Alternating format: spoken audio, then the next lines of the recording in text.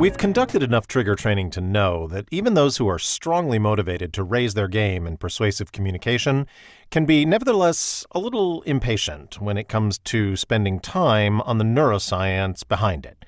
Just tell me what to say. We hear it all the time.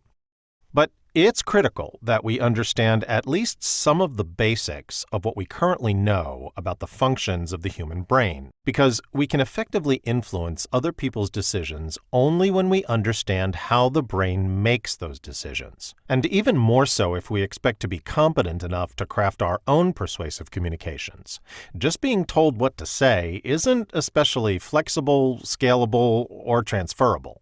The outer layer of your brain contains the prefrontal cortex, or PFC, and is responsible for analysis, logic, and reason. Developed much later in human evolution, this is where conscious thinking and calculation resides, where the hard work of deliberate, rational thought takes place. It's the factory floor and front office of the brain.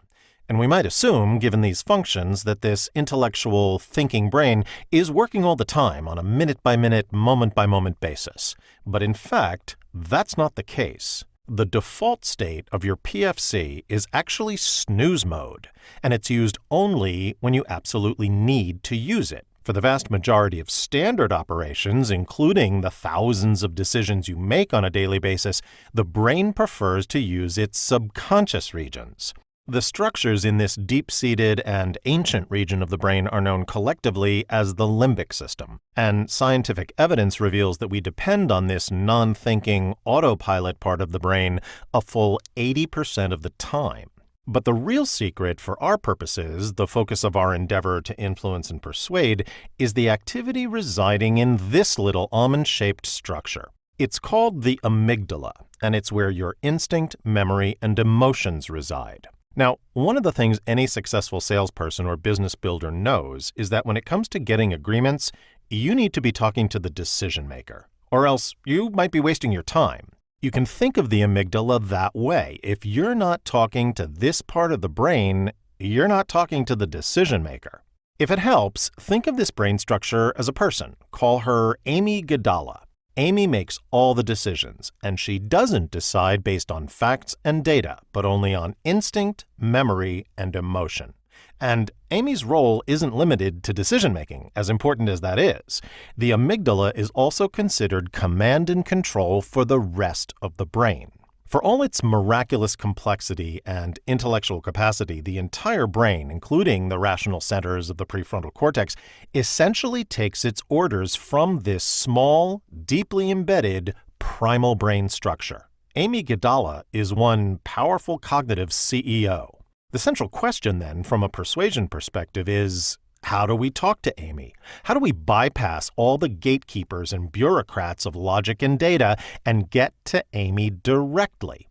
What do we say in order to get her attention, to engage her, and compel her to drive her organization, the customer brain, in our direction? We talk to the decision-maker part of the brain using the topics and tactics shown to activate that part of the brain. So, it's not about making our colleagues and customers emotional. It's not about turning a business culture of process and professionalism into some sentimental stew of feelings.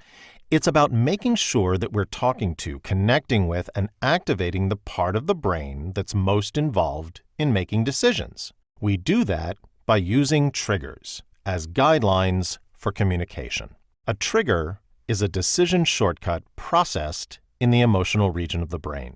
Triggers work because, despite its miraculous complexity, the human brain is always in relentless pursuit of one thing: efficiency. The brain is constantly looking for shortcuts to process tasks with as much speed and as little energy as possible. That's the function of the emotional brain and why it's in such powerful control of every other part of the brain.